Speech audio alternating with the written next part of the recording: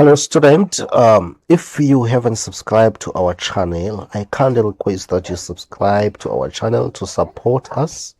We really need you to subscribe, please, and also press the bell icon to never miss new lessons that we upload. Thank you for subscribing. I'm going to be doing question 6 of the 2025 June computer practice and this question paper. So question 6b says retrieve question 6b and change question number in the header to question 6c. So this is our question 6b. I'm just quickly going to open it. You can open it from wherever you saved it in the previous video. So once I have opened this question, this is what we have. This is what we did in the previous video, and we are going to be formatting this question, answering this question using this answer. Now B says display formula. To display formula, we are going to go to formulas here. Under formulas here, you click, then after clicking formulas, you're going to see where it says show formula. So you just click where it says show formula there. Then once you have clicked, it's going to show all the formulas that we used during our previous lesson when we were calculating, right? You can see we are showing formulas, but you will notice that this formula is very long to fit in this column. So we need to resize the column so that the formula fits in. But before we do that, let's just look at what the question is saying. Adjust the column widths so that all the formulas are visible. So we are going to adjust the width here. You go in between the column headings. You can double click. It will automatically match the size of the formula, the length of the formula, or the width of the formula. Then you can actually make the others without formulas smaller, so that your document fits in one page. Even here you can see that this one is too big for this cell.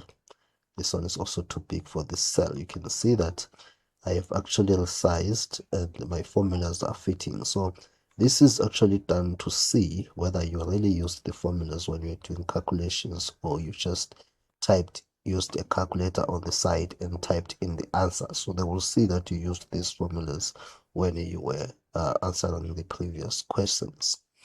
And then the next question says print the formula on one A4 landscape page with the row and column headings. Do not use the fit to page function.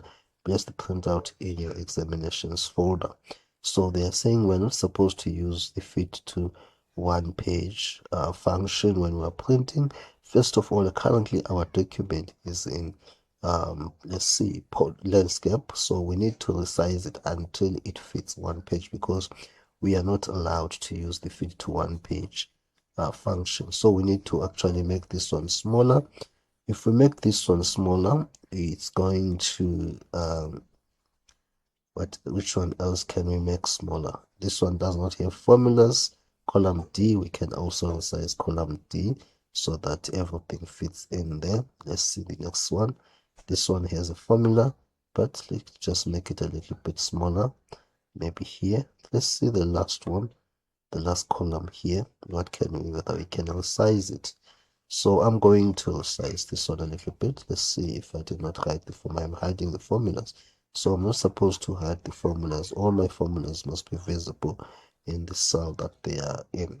And then the other one that we can actually make smaller, I am surprised that it's not going to fit properly. For to print, we are going to go to show the heading. These are the headings that we're supposed to show, these numbers on the left hand side and these at the top here. So we need to go to page layout over there, and we're going to, you can see here we've got view, which is ticked. So if I click on view and tick view, you'll see that I no longer have the column headings here or the row headings here. So to show them, you have to click on view.